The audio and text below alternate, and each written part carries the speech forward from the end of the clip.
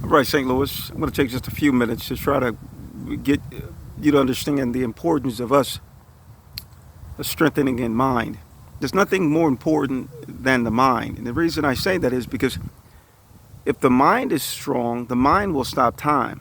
The mind. Because the mind's going to process faster. In other words, if I had a computer that was analog and versus one that was a quantum physics, a quantum computer, that quantum computer is going to extrapolate a lot faster than the analog. Subsequently, it's going to be able to tell me the answer probably years before the analog can give me the correct answer. The mind works the same way. The mind does. But unfortunately, we're decaying before we reach this level of understanding. When you think of different countries and different governments and local and state governments and police departments and hospitals, and the reason we were forced to build such institutions within a country was because of the fact that we have to make sure that the people are served, people that are sick.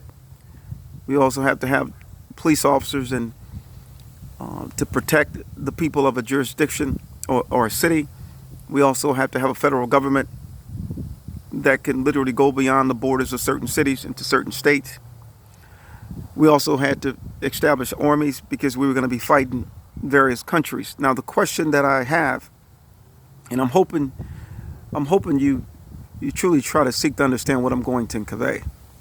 The government of the U.S. is about $26 trillion in debt. And right now, I think Biden, the president, is seeking to get approved, if it hasn't yet been approved, an infrastructure so we can take care of the bridges and things that need to be repaired, that are badly in need of repair. And that's going to put us in more debt, of course, and they were trying to figure out how do we repay that debt. Well, one thing we got to realize is that we've been in debt since the U.S. was formed, I believe. We might have, when we start off initially, it might not have been as much.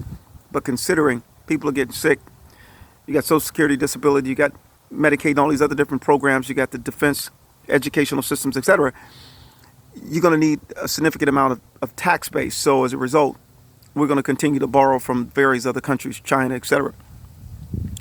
So right now we're 20-something trillion dollars in debt, and the taxpayers are paying it. But the question would be is we have to come up with an understanding as to how we can eliminate that debt.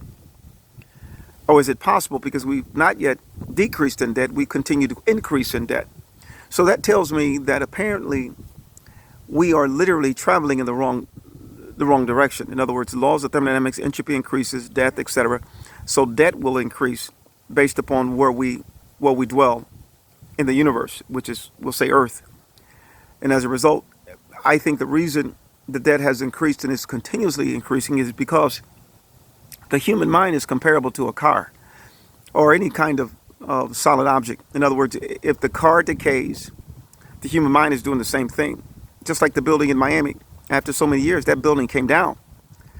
However, the human mind, after so many years, you're going to perish. You're going to get a heart attack, a stroke, a disease. So it's comparable to the building. But the question we must ask ourselves: how can we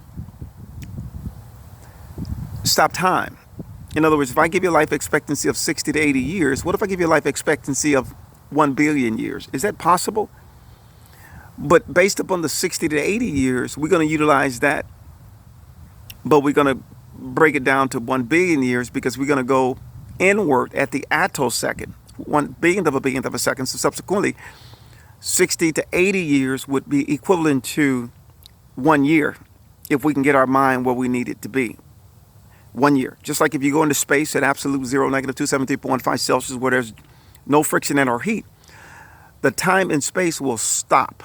It's just like if I take 2 atomic clocks, leave one here, and take one into space, flying around space at close to the speed of light, and come back after a year, that clock in space that's been flying around close to the speed of light and came back here, it would be a different time, even though they were atomic clocks.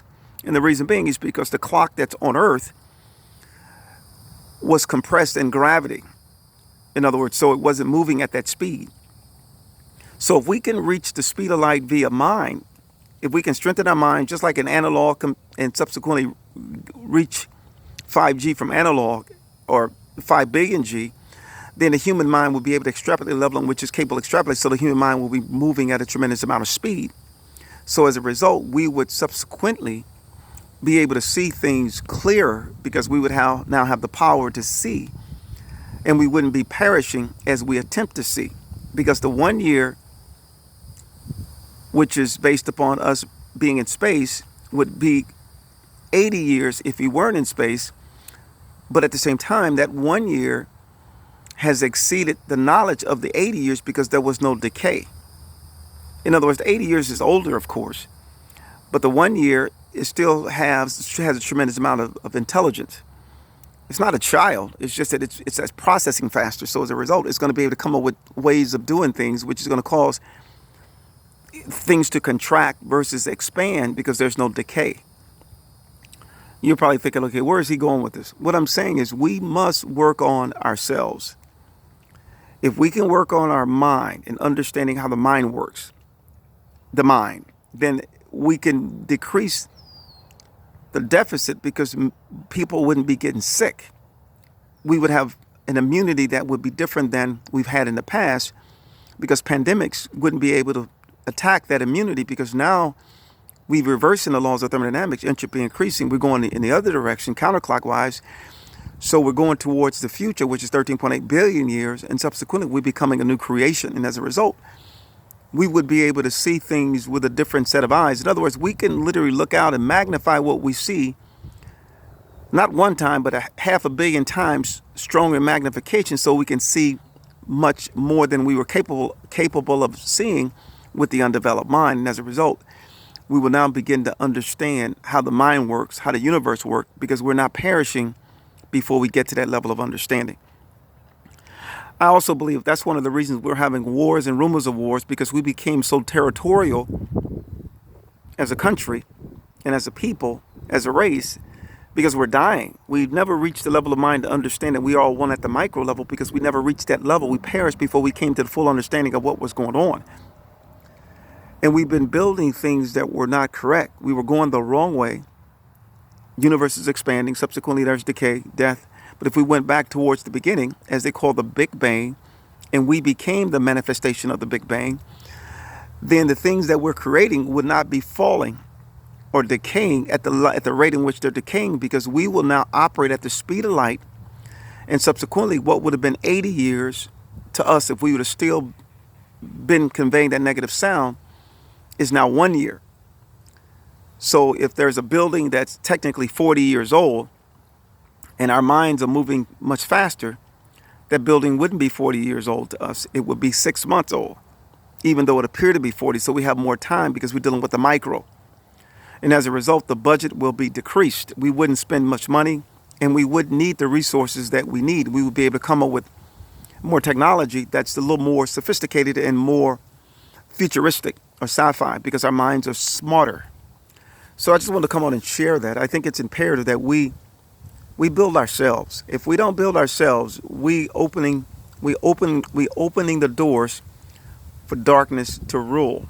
But if we build our mind, we will be producing a tremendous amount of power, which is light, and subsequently darkness will not be able to operate within that level of power. And as a result, we would eliminate race problems, military problems, borders of countries. We wouldn't have a need for countries because we will all be one at that micro level where we all fuse together, and subsequently we would begin to understand what we never understood, and we will all be singing the same song. There wouldn't be a need for Republicans or Democrats. There wouldn't be a need. There wouldn't be a need for countries because we would all be one at that micro level, and we're all seeing the world as it truly is, because there's no longer a distorted view as there were a distorted view when we were perishing and dying and giving life expectancies. So we would subsequently reverse the laws of thermodynamics and go towards the future, which is 13.8 billion years, and subsequently we will become the Big Bang. In other words, being able to encode at the micro level, fusing together. So I wanted to come on and just to share that. I think we have to think outside this box, because if we don't, nothing is going to change. It's going to affect our grandbabies, our great-grandbabies, our great-grandbabies, and most consider it normal. But it's not normal. It's just that we don't have the ability to understand why we don't understand, because we have not the level of intellect to understand. However, if we work on strengthening our mind, first, we can create and invent things that would be more beneficial, and we wouldn't be caught up with money and lust and things of that sort, because we would be seeing the world as it truly is and not with a distorted view. But anyway, just wanted to come on for a moment. God bless.